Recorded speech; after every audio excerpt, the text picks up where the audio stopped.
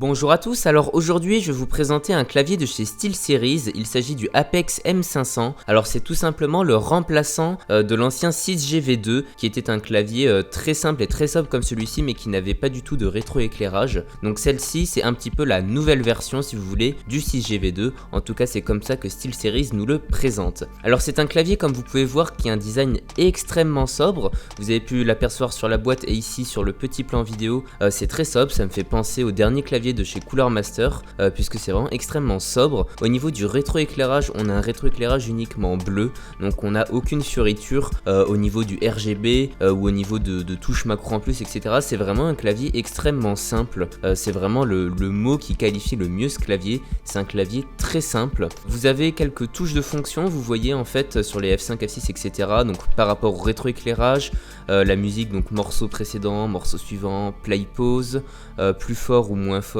au niveau du volume. Donc voilà, un grand classique, mais c'est pas des boutons dédiés puisqu'il va falloir en fait appuyer sur le bouton en bas à droite, le petit bouton avec le logo SteelSeries, et ensuite appuyer sur les boutons de fonction comme vous le voyez là par exemple pour le rétroéclairage. Donc évidemment plusieurs intensités, enfin comme d'hab, je ne vous apprends rien, c'est toujours comme ça sur les claviers. Donc voilà, ça peut être pratique. Ensuite bien évidemment on a un pavé numérique, mais tout est très proche en fait, toutes les touches sont assez collées, ce qui fait que le clavier reste quand même assez compact même avec un pavé numérique. On a évidemment toutes les LED d'indication par rapport au Vernum, etc. Au-dessus du pavé numérique comme d'habitude.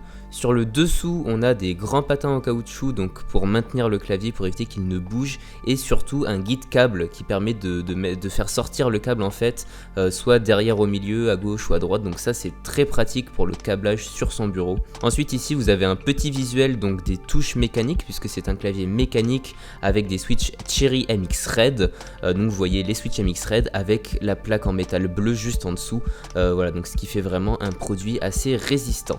Alors maintenant je vais passer à mon avis sur ce produit, donc ça va être assez rapide puisque le produit est vraiment très simple. C'est un clavier très simple, très sobre, il est vraiment robuste puisque comme vous l'avez vu sur le dernier plan on a tout de même une plaque en métal juste sous les touches, et puis même avec la prise en main je peux vous assurer que c'est vraiment un clavier qui est robuste, il n'y a pas de souci à ce niveau là. On a un rétroéclairage bleu, voilà, donc très simple, rien à rajouter là-dessus. On a un full anti-ghosting, bon ça je passe rapidement parce que tous les claviers l'ont. On a quelques touches multimédia avec la touche de fonction SteelSeries en bas à droite, voilà, rien d'exceptionnel mais c'est toujours pratique. Au niveau des points négatifs sur ce clavier, qu'est-ce que j'ai pu repérer?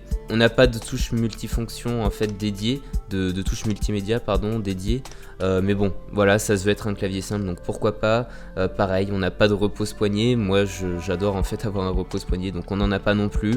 Vous me direz c'est peut-être pour que le clavier soit transportable plus facilement, en effet. Voilà, c'est à peu près tout. Mon avis global en fait ça va simplement être que je le trouve un petit peu trop cher par rapport aux fonctions qu'il apporte, puisqu'il est vendu entre 100 et 110 euros. Alors son prix de lancement c'était 119 euros et aujourd'hui on peut le trouver entre 100 et 110 euros selon les sites revendeurs, et je trouve ça un petit peu cher par rapport aux fonctions qui sont apportées, puisqu'on a un clavier tout à fait basique, certes mécanique heureusement, mais tout à fait basique avec un simple rétroéclairage bleu. Voilà, à mes yeux le prix correct de ce produit ça aurait plutôt été autour des 90 euros. Là 110 euros c'est un petit peu trop cher, voilà, sachant qu'on peut encore trouver le 6GV2 à 60 euros. 60 euros certes on n'a pas de rétroéclairage, mais à part ça c'est à peu près les seules différences entre les deux, j'ai envie de vous dire. Donc voilà, à vous de voir si vous avez besoin de ces petites features en plus, mais à mes yeux le 6GV2 a un bien meilleur rapport qualité-prix par rapport à ce Apex M500. En tous les cas, si vous aimez les claviers sobres, résistants et avec simplement du rétroéclairage bleu et que ça vous suffit, pourquoi pas partir là-dessus.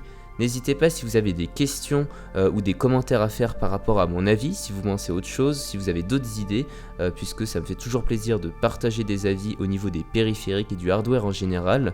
Et puis si vous avez besoin de conseils, n'hésitez pas à venir comme d'habitude, comme je le dis dans toutes mes vidéos, sur les réseaux sociaux, donc sur ma page Facebook et mon Twitter. Je peux vous aider donc pour des configs sur mesure, etc. Merci d'avoir regardé cette vidéo et je vous souhaite une bonne soirée ou une bonne journée. Merci, au revoir.